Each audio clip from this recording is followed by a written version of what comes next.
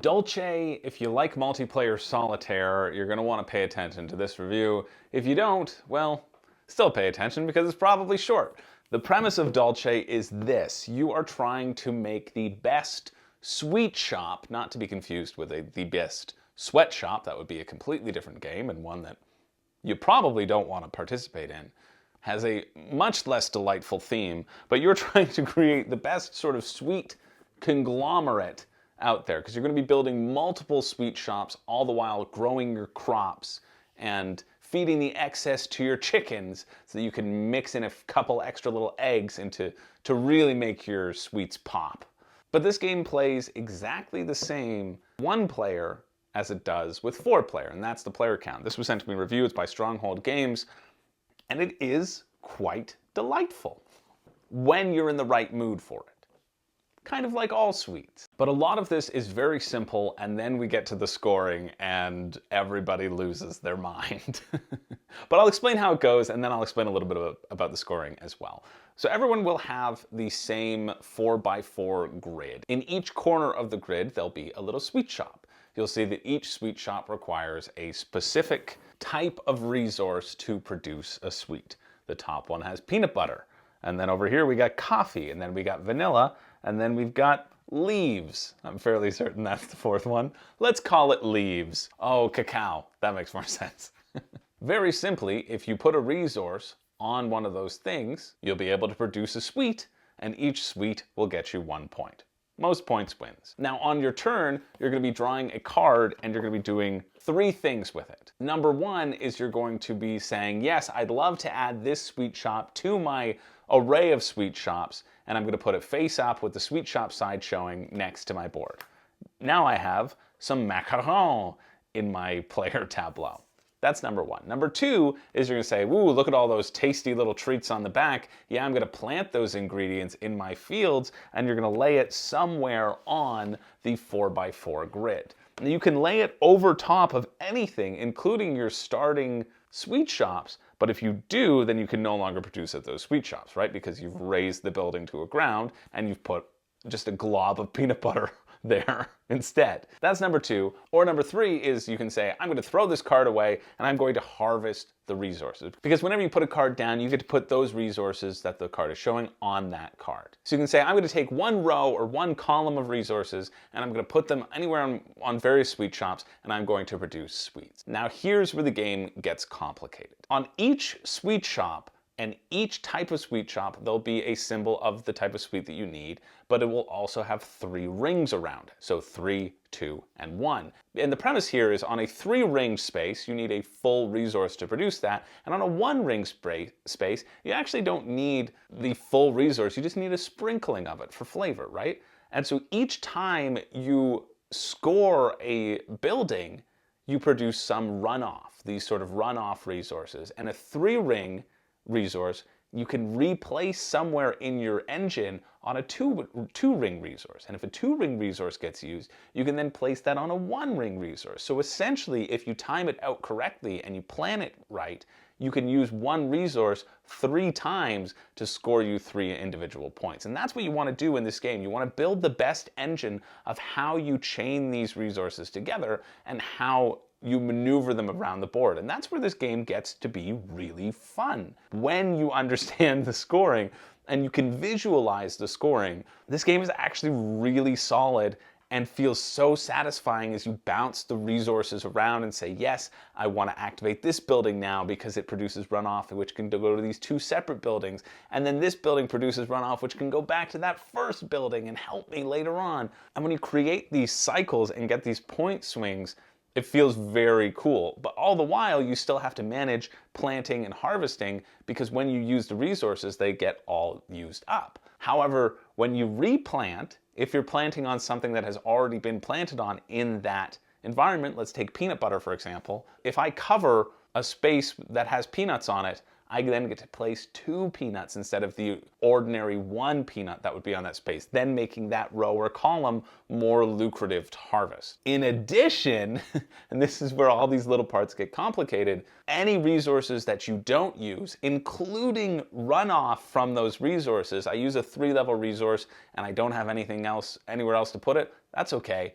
I feed the excess to my chickens, because you'll have a point tracker going around the board, and you'll also have a little chicken tracker. And anytime the chicken eats something, you get a chicken point, and you can exchange 3 chicken points for a wild egg whenever you're harvesting resources. So you're harvesting that column or that row. You can also then produce eggs, which can potentially make up for the spots in your buildings that you don't have. But eggs don't produce runoff, so that you can only use them the one time. For a game that plays multiplayer solo, you also really want to take your first few games where everybody watches everybody score, because the scoring is so easy to mess up. And this isn't aided at all by the iconography, which is incredibly annoying and difficult to read the difference between a 3-ring and a 2-ring. Everything here is a lovely shade of beige or brown, which is nice. Well, no, it's not.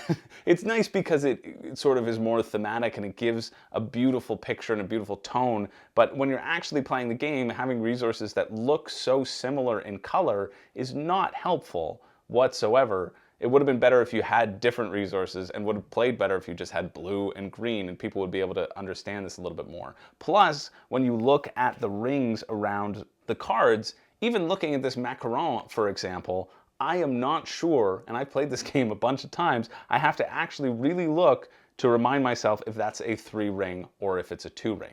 Now I can deduce that because I know vanilla's a 2-ring, and so therefore there wouldn't be two 2-rings on one sweet shop. That just isn't how the game works. But the iconography here to indicate what is a 3-ring versus what is a 2-ring is not clear whatsoever and is a bad design.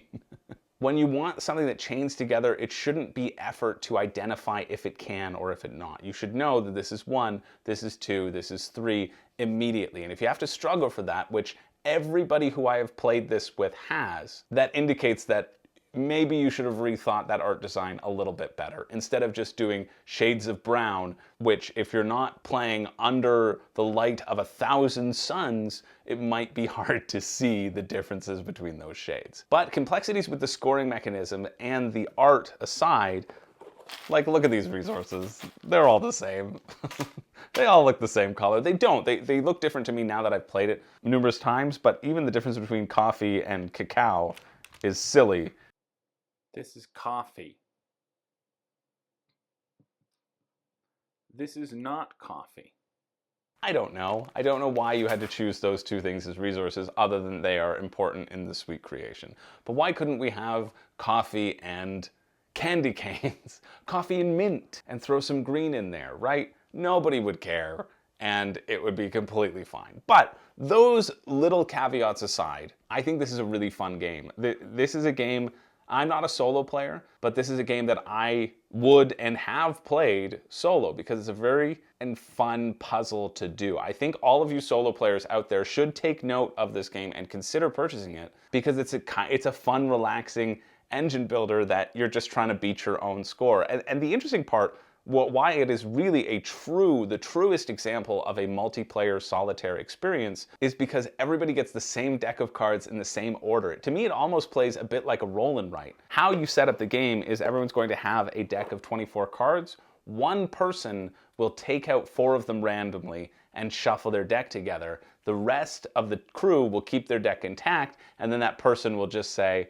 okay, we have this next, and we have this next. And the order of the cards that come out will all be determined by the first player's deck. So you won't ever run into an example of, well, this person got better cards and had better things chained together. No, everybody is on the same playing field because you are all playing for the highest score under the exact same conditions. There is no interaction here.